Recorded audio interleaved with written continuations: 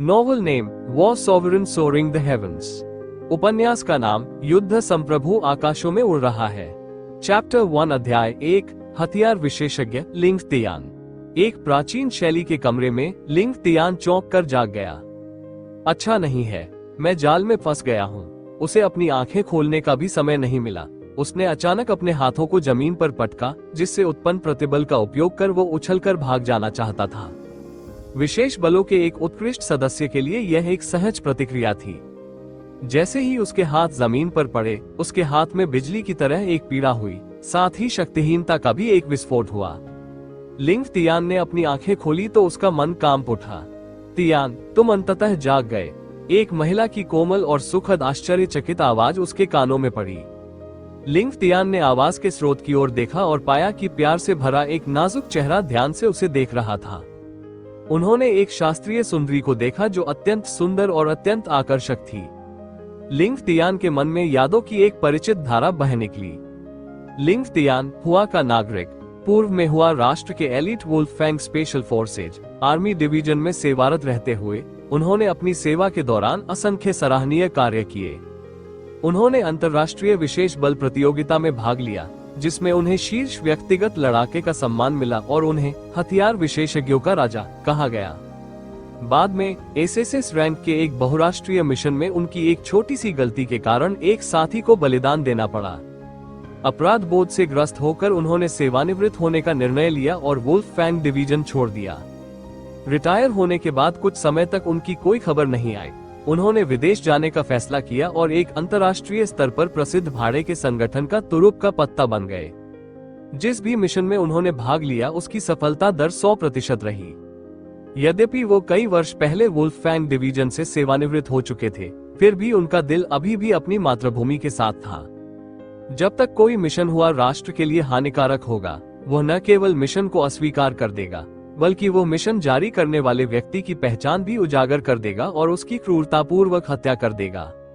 जैसे जैसे समय बीतता गया, वो हुआ राष्ट्र के अलावा हर राष्ट्र के लिए कांटा बन गया।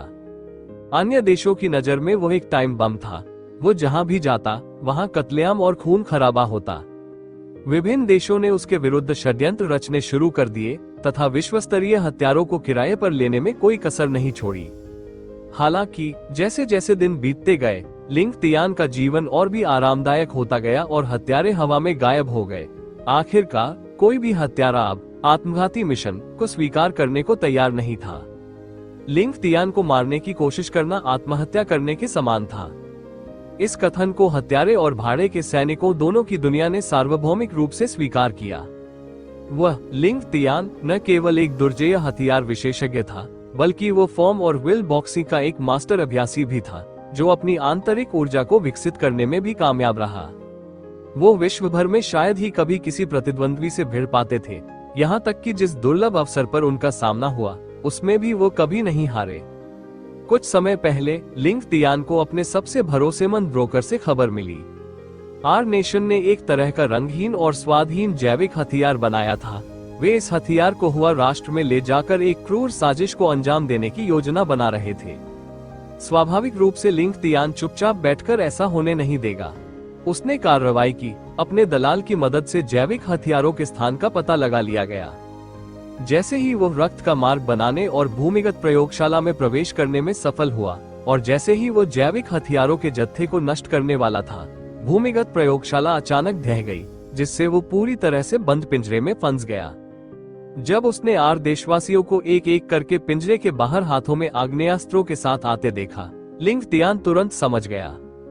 यह एक षड्यंत्र था, उनके खिलाफ एक षड्यंत्र। जिस व्यक्ति पर वो सबसे अधिक विश्वास करता था, उसी ने उसे धोखा दिया। अन्यथा उनकी चतुराई के कारण आर देशवासियों का षड्यंत्र कभी सफल नहीं हो पाता। यहाँ तक कि मृत्यु के क्षण तक भी लिंग तियान इसका पता नहीं लगा सका। हा, जैसे ही ये विचार उसके दिमाग में दौड़े, लिंग तियान खुद को रोक नहीं सका और जोर से हंस पड़ा। उसका मन प्रसन्नता से भर गया। तियान, तुम्हें क्या हो गया है? अपनी माँ को मत डराओ। वो कोमल आवाज फिर सुनाई दी। इस बार उसमें थोड़ी चिंता भी थी।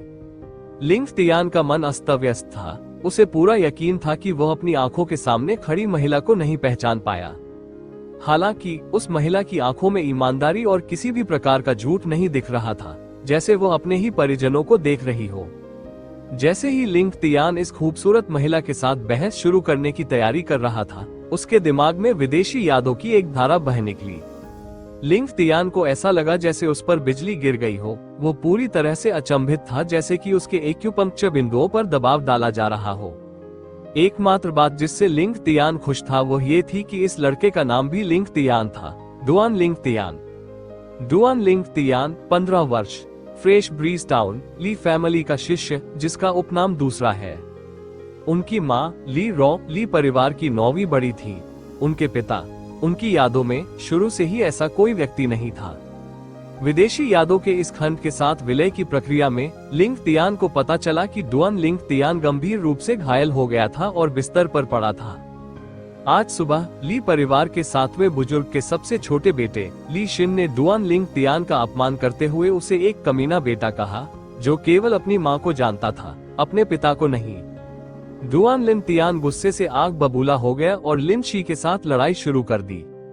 लेकिन डुआन लिंग तियान, जिसने बॉडी टेम्परिंग स्टेज भी हासिल नहीं किया था, ली शिन के मुकाबले कैसे खड़ा हो सकता था, जिसने पहले ही बॉडी टेम्परिंग स्टेज का दूसरा स्तर हासिल कर लिया था। उसे ली शिन ने तुरंत गंभीर रूप से घायल कर दिया और मौत के कगार पर पहुंचा दिया। जैसे ही डुआन लिंग तियान ने अपनी आखिरी सांस ली, लिंग तियान ने डुआन लिंग तियान के पूरे अस्तित्व पर कब्जा कर लिया, जिसमें डुआन लिंग तियान का शरीर और यादें भी शामिल थीं। विदेशी यादों में पूरी तरह विलीन होने के बाद लिंग तियान ने आह भरी। वो जानता था कि इस क्षण से वो खुद को इस विदेशी दुनिया में एकीकृत करने के लिए डुआन लिंग तियान की पहचान का उपयोग करेगा। आज से वो डुआन लिंग तियान होगा और डुआन लिंग तियान वह होगा। मैडम, पैट्रियार्क ने कुछ दवा भेजी है। उसके कानों के पास से एक आवाज सुनाई दी, जिससे डुआन लिंग टिग ने आवाज के स्रोत की ओर देखा। एक नौकरानी जल्दी से कमरे में दाखिल हुई और अपने हाथों में छोटा और अति सुंदर केस ली रॉ को सौंप दिया। जैसे ही छोटा सा डिब्बा खोला गया, हवा में एक औषधीय सुगंध फैल गई। तियान, आओ, ये दवाई की गोली ले लो, माँ तुम्हारी चोटों का इलाज करेगी।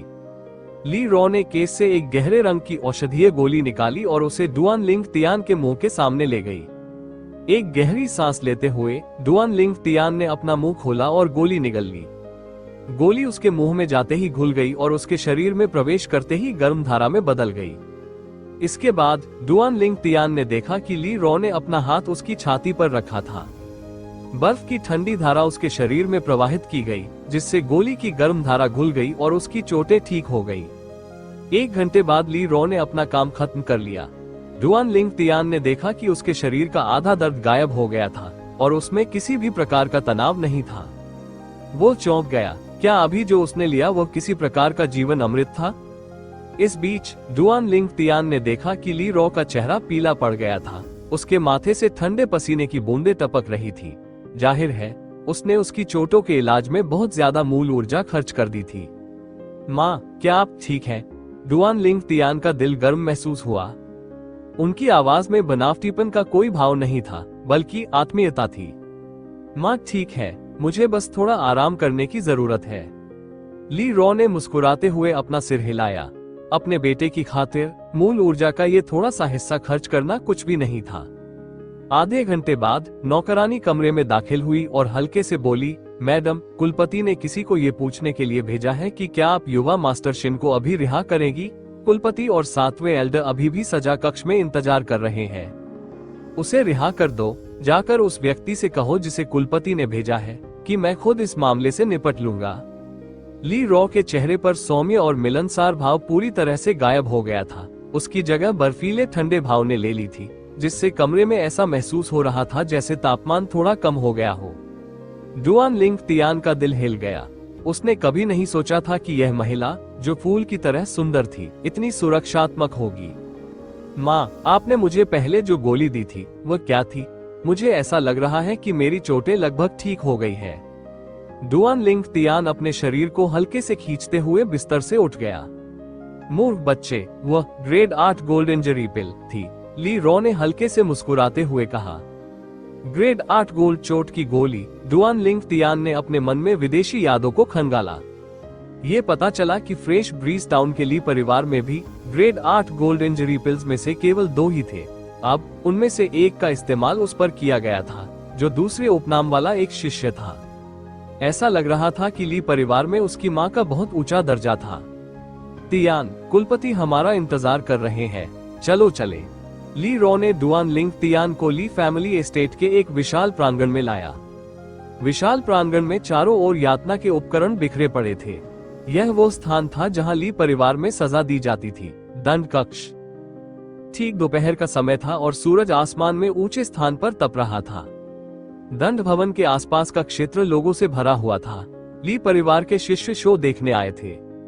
प्रांगण के बीचों बीच तपती धूप में एक युवक को खंभे से बांधा गया था और उसके पास 2 अधेड़ उम्र के व्यक्ति खड़े थे। दाहिनी ओर खड़े तिरछी आंखों वाले मध्यम आयु वर्ग के व्यक्ति के चेहरे पर क्रोध के भाव थे जब उसने डुआन लिंग तियान और उसकी मां को आते देखा। डुआन लिंग तियान आ गया है। परिवार की कीमती ग्रेड 8 गोल्ड इंजरी पिल का इतना मजबूत प्रभाव है। हाँ, मैं वहां था जब डुआन लिंग तियान को ले जाया गया था, आधा मरा हुआ, लेकिन अब ग्रेड 8 गोल्ड इंजरी पिल लेने के बाद वो पूरी तरह से जोश और ऊर्जा से भर गया है। आमतौर पर लिन शिन डुआन लिंग तियान को बस यूं ही धमकाता था और 9वें एल्डर इस बारे में कुछ नहीं कहते थे। हालांकि इस बार उसने इतनी गंभीर चोटें पहुंचाई कि डुआन लिंग तियान लगभग मर गया। जाहिर है 9वें एल्डर बहुत क्रोधित होने वाले हैं। एक एक करके ली परिवार के शिष्यों ने एक दूसरे से कानाफूसी शुरू कर दी क्योंकि उन्होंने ली रॉ और डुआन लिंग तियान के आगमन को देखा। कुलपति ली रॉ ने डुआन लिंग तियान को बाईं ओर खड़े मध्यम आयु वर्ग के व्यक्ति को सलाम करने के लिए बुलाया। 9वें बड़े, आज के मामले में मेरे बेटे ली शिन ने गलती की है। दूसरी ओर आपका बेटा अब ठीक है और फिर भी मेरा बेटा पूरी दोपहर धूप में जलता रहा। क्या हम उसे अब नीचे उतार सकते हैं? इस समय तिरछी आंखों वाले मध्यम आयु वर्ग के व्यक्ति ली परिवार के 7वें बुजुर्ग ली कुन के चेहरे पर एक उदास भाव था। किसने सोचा होगा कि ली रॉ उसे जवाब देने की भी जहमत नहीं उठाएगी और सीधे उसे नजरअंदाज कर देगी। ली रॉ ने डुआन लिंग तियान को बंधे हुए ली शिन के सामने लाया। तियान, अब समय आ गया है कि उसे उसी तरह से बदला दिया जाए जिस तरह से उसने पहले तुम्हें घायल किया था। _ इस उपन्यास को सुनने के लिए धन्यवाद। अगला अध्याय जल्द ही आएगा। कृपया लाइक करें और सब्सक्राइब करें। Thank you.